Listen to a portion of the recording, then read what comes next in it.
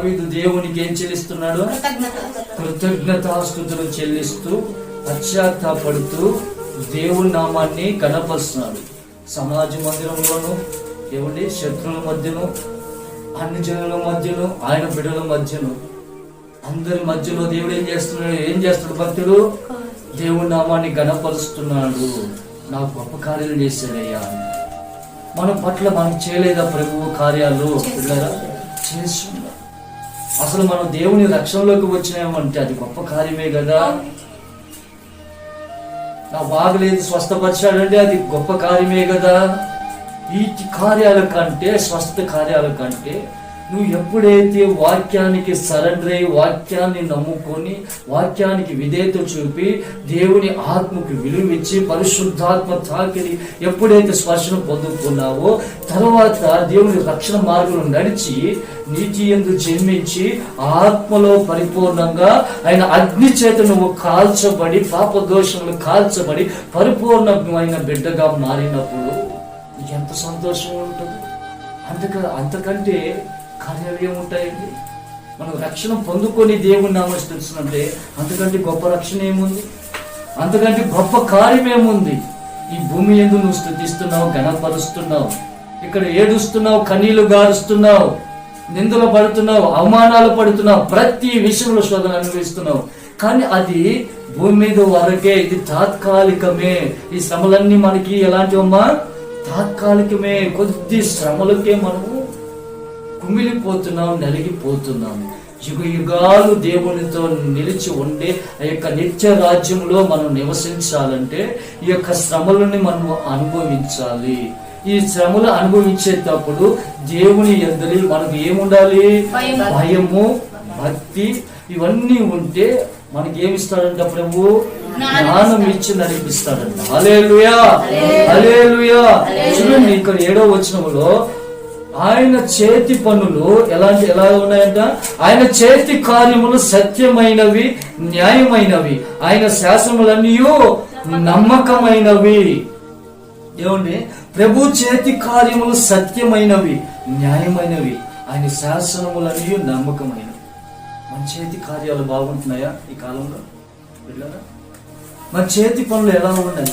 మనం చేసే కార్యాలు ఎలా ఉన్నాయి?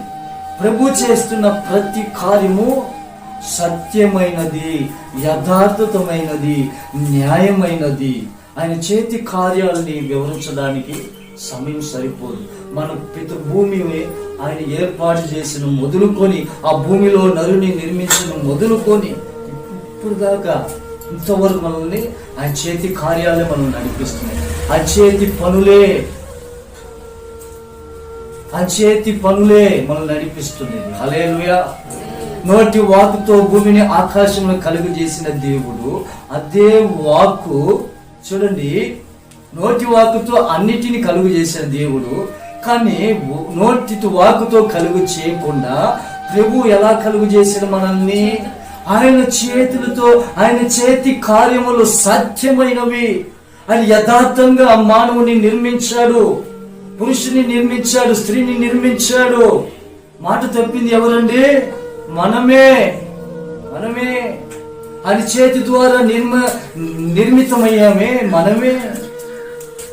దేవునికి ఎన్ను పోటీ పొడిచింది మనమే. దేవునికి గుండెకి గాయం చేసింది మనమే. ప్రభు శరీరానికి గాయం అయింది అనుకుంటాం, కానీ ప్రభుకి ఎక్కడ గాయం అయిందండి? గుండెకి. ప్రభు వాక్యం అంటది, మనకి ఎన్నో గాయాలు తగులుతాయి శరీరానికి. గుండెకి తగిలిన గాయాన్ని మాన్పగలిగిన వాడు ఎవరైనా ఉన్నారయ్యా అంటే నీ కొరకు, నా కొరకు కలవరి శిలువలో ప్రాణం పెట్టిన దేవుడు, ఏకైక దేవుడు ఒక్కడే. ఆ గుండెకి తగిలిన గాయాన్ని నువ్వు నీ పక్క వారికి కూడా చెప్పలేవు. శరీరానికి తగిలిన గాయము ఏముండే? జ్వరం వస్తే చెప్తావు, దెబ్బ తగిలితే చెప్తావు, యాక్సిడెంట్ అయితే చెప్తావు. గుండెకి తగిలిన గాయాన్ని చెప్తావా? మనసులో దాచిపెట్టుకొని కుమ్ములి నిన్ను గాయపరచువారు ఏం కోరుకుంటారండి? ఆత్మీయులు ఏం కోరుకుంటారు? నీ కీడు కోరువారు ఎక్కలేని ముద్దులు పెడతారు. ఇప్పుడు మనం గాయపరిచే వారు ఎక్కువ ఉన్నారా, తక్కువ ఉన్నారా?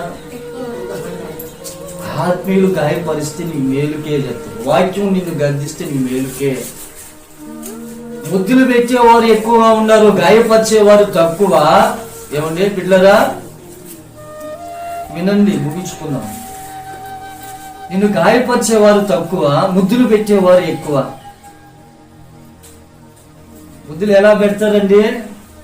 అట్టుకుండు వలిచి చేతిలో కాదులే, నోట్లో పెడతారు. అలా చెప్తారు, తీయని మాటలు.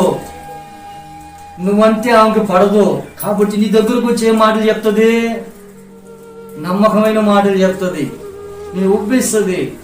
తర్వాత నిన్ను వదిలి పక్కకి వెళ్ళినప్పుడు ఏం చెప్పొద్ది? చెప్పండి, మన గురించి నీతిమైన సత్యమైన మాటలు చెప్పొద్దా? యథార్థంగా ముఖాముఖిగా ఉన్నప్పుడు సత్యం ఎవరు మాట్లాడు. ఆ యొక్క వ్యక్తి విడిచిపెట్టి పక్కకి వెళ్ళినప్పుడే బయటకు వస్తాయన్నీ. అంటే మన గురించి బ్యాడ్ గా చెప్పడం వాళ్ళే ఎక్కువ, ఆత్మీయుల గురించి బ్యాడ్ గా చెప్పే వాళ్ళే ఎక్కువ, ఆత్మీయుల గురించి బ్యాడ్ గా చెప్పే వాళ్ళే ఎక్కువ. యథార్థంగా మనము ఆత్మీయులు మనం ఎలా ప్రవర్తించాలంట? యథార్థంగా నడవాలి, యథార్థంగా ప్రవర్తించాలి, యథార్థ భక్తి చేయాలి. వేషధారుల వలె కాకుండా, ఆరాధనలో మనం వేషధారుల వలె కాకుండా యథార్థంగా పరిశుద్ధాత్మను పొందుకోవాలి, యథార్థంగా దేవుని శక్తిని అనుభవించాలి, యథార్థంగా దేవుని స్పర్శను పొందుకోవాలి. ఆయన చేతులు మనల్ని ఆరాధనలో స్పర్శిస్తూ ఉంటాయంట, తాకుతాయంట. మీకు తెలిసిందే వాక్యం. ఏమండి, ఆరాధన చేసేటప్పుడు దేవుడు ఆత్మ దిగి వచ్చి, సాక్షాత్ పరిశుద్ధాత్మ దిగి వచ్చి ఒక్కొక్కరిని తాకడాన్ని తాకుతాడు కదా.